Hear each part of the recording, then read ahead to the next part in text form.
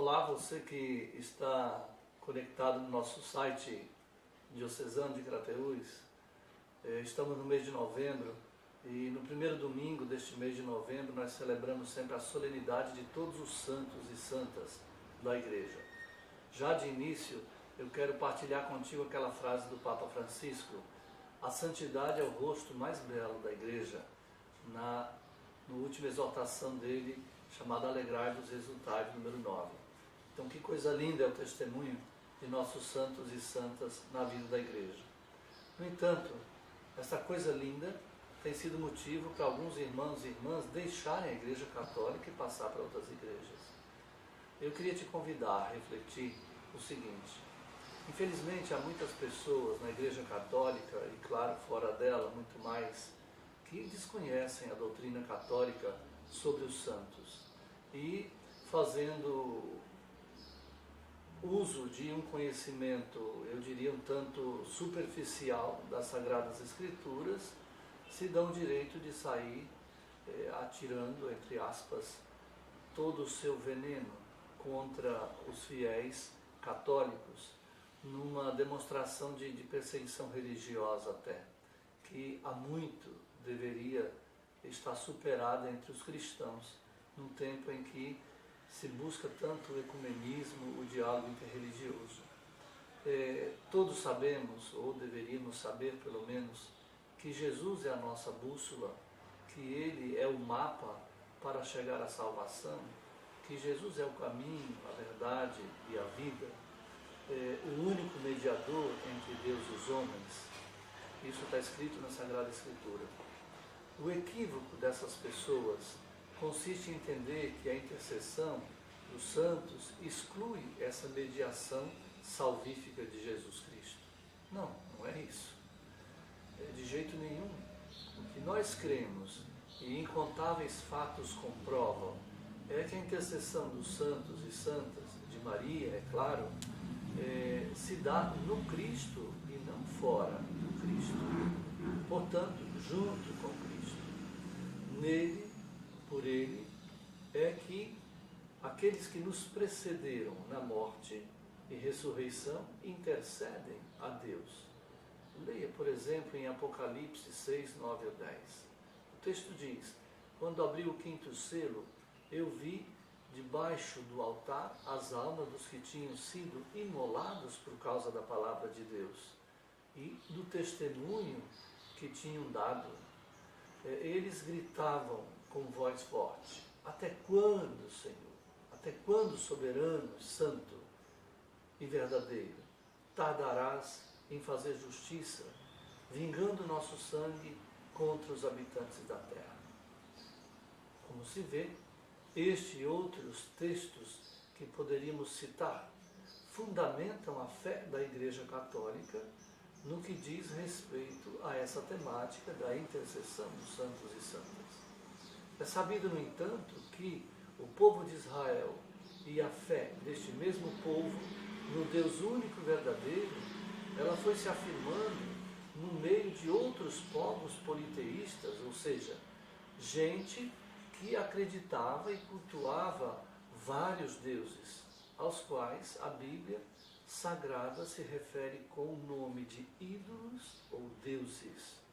Tratava-se de deuses ou ídolos dos egípcios, dos cananeus, dos assírios, dos babilônicos, dos persas e, mais perto do tempo de Jesus, dos gregos e romanos. São essas imagens de deuses ou ídolos que poderiam influenciar a fé de Israel no Deus único e verdadeiro. Poderiam também tentar se confeccionar uma imagem de Javé que ficaria perdida no meio de tantas outras imagens, sob o perigo de colocá-lo no mesmo nível dos demais deuses e ídolos, uma vez que eram produzidos por mãos humanas. Então, e um Deus que é produzido por mãos humanas não passa de uma obra de um artista, que pode ser instrumentalizada, é claro, pelos seus criadores em vista dos seus próprios interesses. Javé o Deus único e verdadeiro do povo judeu, não é obra de mãos humanas, nem poderia ser representado em sua grandeza e poder por nenhuma imagem esculpida por mãos humanas. Tanto é que nós não temos nenhuma imagem de Deus Pai, de Javé. A proibição das imagens se entende dentro desse contexto. E o contexto é esse, o perigo de igualar o Deus de Israel, o Deus único e verdadeiro, aos deuses e ídolos falsos dos pagãos. E muitos textos sagrados ilustram isso. Mas esta mesma Escritura Sagrada que proíbe confeccionar imagens e no outro momento manda fazer imagens para outras finalidades, que não causam mais o perigo àquilo que o Senhor Deus queria resguardar no passado, o amor incondicional e exclusivo a Ele, o Deus dos patriarcas, o Deus único e verdadeiro. Então essas imagens que agora são mandadas, que sejam confeccionadas num outro momento posterior, elas vão exaltar a glória de Javé no templo construído para ele. Como se pode ver, não há aqui o perigo de idolatria. E assim chega onde nós desejamos com essa reflexão, aos nossos santos e santas cristãos, em suas imagens expostas para veneração. Se aquelas grinaldas, festões, bois, leões, flores, palmas, imagens de anjos chamadas querubins, serafins, que foram mandadas, que foi orientado que se construísse, que se confeccionasse para enfeitar o templo de Salomão, agora elas servem para enfeitar aquele espaço sagrado, para exaltar a glória de Deus. Isso está escrito lá, 1 Reis 6, 29, também 1 Reis 7, 29. Tanto mais, se essas imagens de bois, de aves, de plantas, de anjos e tudo mais exaltam a glória de Deus, por quê? Que a vida, a fidelidade, o amor, o testemunho, as obras, o sangue, a fé dos seguidores de Jesus Cristo, do Filho de Deus e nosso Senhor Jesus Cristo, não exaltariam a glória de Deus. Então, para nós, os santos e santas, com sua vida, seu testemunho, exaltam muito mais do que as outras imagens esculpidas no templo a glória de Deus. Então, essa é a doutrina a respeito dos santos e santas. Eles enfeitam o céu, a terra, nossas igrejas com seu testemunho, com sua vida, com sua santidade. Por que então não guardar, não celebrar a memória destes homens e mulheres que não são deuses nem ídolos?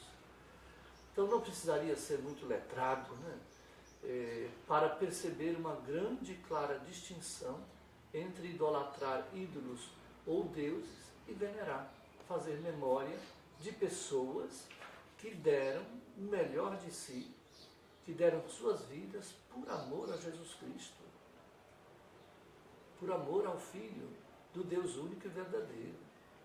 Idolatrar, como às vezes somos acusados de fazê-lo, significaria substituir, colocar no lugar de Deus algo ou alguém. Não é isso que a Igreja Católica faz.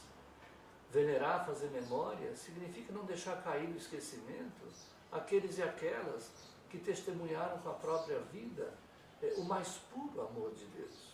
Portanto, os santos não substituem a Deus, eles nos conduzem para Deus, nos levam para Deus. É isso que a Igreja Católica faz ao venerar os santos e santas, como celebramos no primeiro domingo deste mês de novembro. E vai fazer sempre. Vamos fazer com orgulho isso.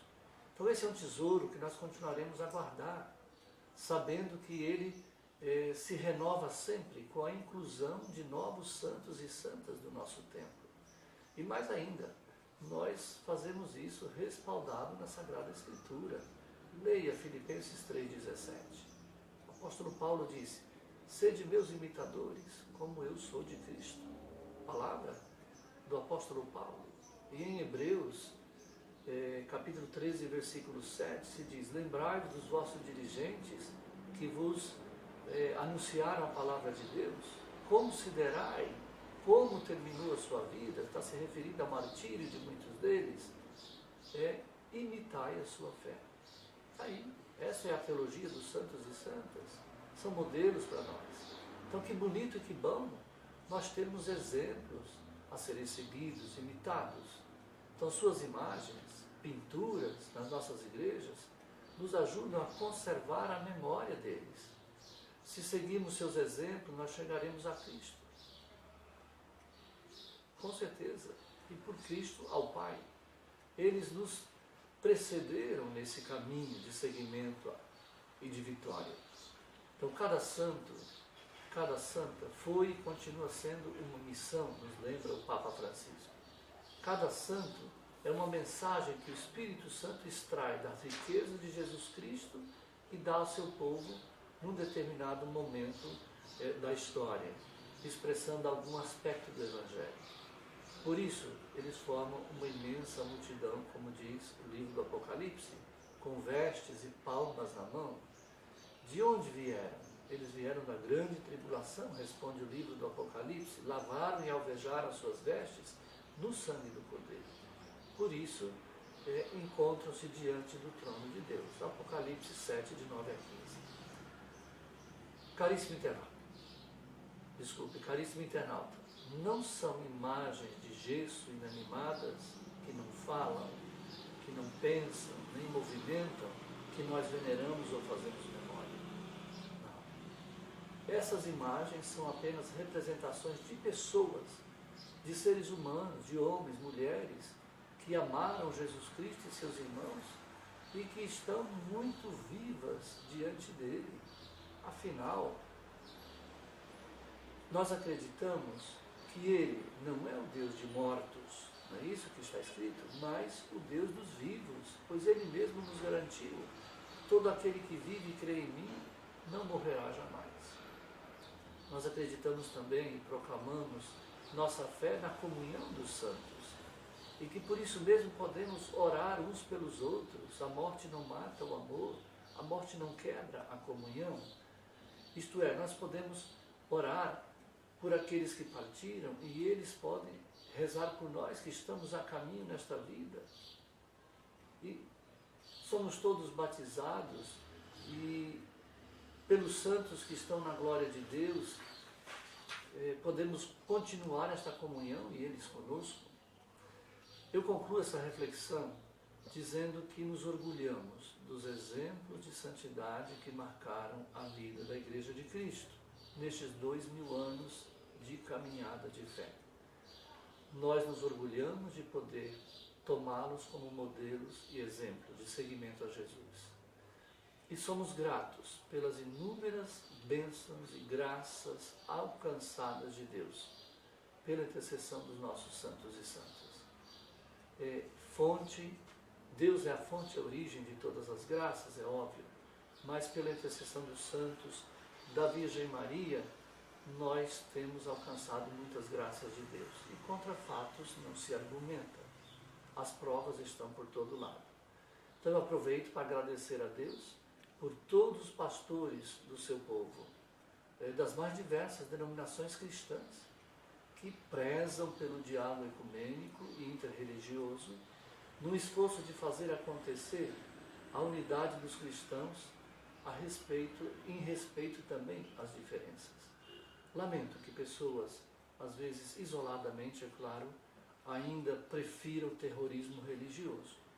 Creio que seria de grande agrado a Deus, que todos nós nos colocássemos contra a idolatria do dinheiro, contra a idolatria do poder, contra a idolatria do sexo, contra a idolatria da riqueza e etc. Então, cada cristão, quanto mais santifica a sua vida, tanto mais fecundo ele se torna para o mundo. Seja santo, seja santo.